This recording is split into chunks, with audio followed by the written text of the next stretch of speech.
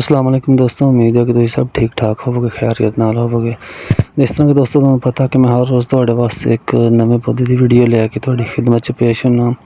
दोस्तों खजूरां तो वैसे तुसीं बहुत सारियां देखियां ने, डोके खजूर ते खजूर जिहड़ी आ ज़्यादातर गर्मियां दे विच जिहड़ी आ पकदी आ। डोके होण, खजूर होवे, कुछ भी होवे ते ज़्यादातर गर्म इलाकों दे विच ही पाई जांदी आ।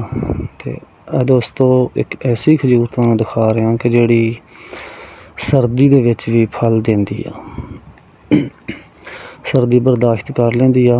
इहदा तुसीं दसंबर तक भी फल जिहड़ा आ खजूर दे उपर रवे ते महफूज रहिंदा, ठीक रहिंदा ते उपर पकदा, खजूर दे उपर ही पक जांदा।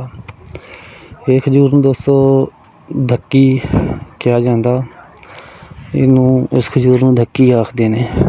जिस तरह कि तुहानूं पता कि अजवा खजूर जिहड़ी आ बहुत मशहूर है सऊदी अरब दी, ते अजवा खजूर भी इस तरह ही सर्दी दे विच दसंबर तो बाद तक भी रहिंदी आ दरखत दे उपर। ते दोस्तों ये खजूर जिहड़ी आ सर्दियां नूं भी फल देंदी आ, गर्मियां नूं भी देंदी आ। जे अगर तुसीं गर्मियां लई फल जिहड़ा वा उहनूं नहीं उतारदे ते ओह भी सर्दियां तक महफूज रहिंदा इहदे उपर, खराब नहीं हुंदा जां गिरदा नहीं नीचे। दूसरी खजूर तरह दूसरी खजूर हुंदी आ, डोके जिहड़े ने गिर जांदे ने जल्दी, ते जल्दी गिरदा नहीं हैगा। ते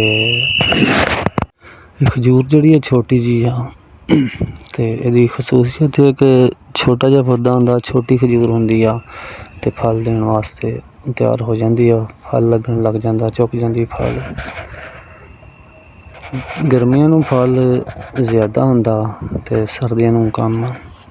तुसीं ये भी कर सकदे हो कि गर्मियां जिहड़ियां ने अगर फल जदों ज़्यादा नहीं दित्ता खजूर ने ते तुसीं एक साइड तो कटाई कर लवो गर्मियां दे विच ते एक साइड जिहड़ी रहण दिओ, उहनूं जाके सर्दियां नूं जदों फुੱਲ पक के तैयार हो जावे उदों कट सकदे हो, ओहदी कटाई कर सकदे हो फल दी।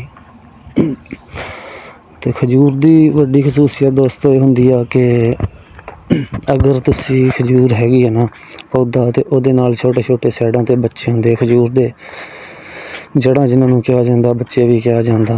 जे अगर तुसीं ओह पुੱਟ लवो साइडां तो बच्चे ते ओह फल देना छोड़ देवेगी। साल 2 साल या 3 साल भी हो सकदा कि ओह फल ना देवे। इस वास्ते इस चीज़ दा एहतियात करना कि तुसीं खजूर लगाई आ, फल देन लग गई है, चुक लिया फल उन्हें, तो तुसीं ओहदे साइडां वाले बच्चे जिहड़े ने उन्हां नूं नहीं कड्ढना, कड्ढ के किसी होर जगह ते लगाउण दी कोशिश नहीं करनी। जेकर तुसीं इन्हां नूं कड्ढोगे ਉਹਦੇ ਬੱਚੇ ਇਹਨਾਂ ਨੂੰ ਪੁੱਟੋਗੇ ਖਜੂਰ ਦੇ ਜੜ੍ਹਾਂ ਕੱਢ ਕੇ ਜ਼ਿਆਦਾ ਪੌਦੇ ਵਧਾਉਣ ਦੀ ਕੋਸ਼ਿਸ਼ ਕਰੋਗੇ, ਉੱਥੋਂ ਉਤਾਰ ਕੇ ਹੋਰ ਜਗ੍ਹਾ 'ਤੇ ਲਗਾਓਗੇ ਅਤੇ ਉਹ ਤਕਰੀਬਨ ਸਾਲ 2 ਸਾਲ ਜਾਂ 3 ਸਾਲ ਫਲ ਨਹੀਂ ਦੇਗੀ ਖਜੂਰ। ਜ਼ਿਆਦਾਤਰ ਖਜੂਰਾਂ ਇਸ ਤਰ੍ਹਾਂ ਹੁੰਦੀਆਂ ਨੇ ਅਤੇ ਕੁਛ ਪੌਦੇ ਖਜੂਰ ਦੇ ਐਸੇ ਵੀ ਹੁੰਦੇ ਨੇ ਕਿ ਜਿਹੜੇ ਤੁਸੀਂ ਖਜੂਰ ਨਾਲੋਂ ਕੱਢ ਵੀ ਲੈਂਦੇ ਹੋ, ਬੱਚਾ ਪੁੱਟ ਲੈਂਦੇ ਹੋ, ਫਿਰ ਵੀ ਫਲ ਦਿੰਦੇ ਨੇ। ਬਹਰਹਾਲ ਇਹ ਜਿਹੜੀ ਖਜੂਰ ਆ ਇਹਦਾ ਅਗਰ ਤੁਸੀਂ ਨਾਲੋਂ ਬੱਚਾ ਪੁੱਟੋਗੇ, ਕੱਢ ਕੇ ਹੋਰ ਲਗਾਉਣ ਦੀ ਕੋਸ਼ਿਸ਼ ਕਰੋਗੇ ਤਾਂ ਇਹ ਤਕਰੀਬਨ 2-3 ਸਾਲ ਤੱਕ ਫਲ ਨਹੀਂ ਦੇਗੀ।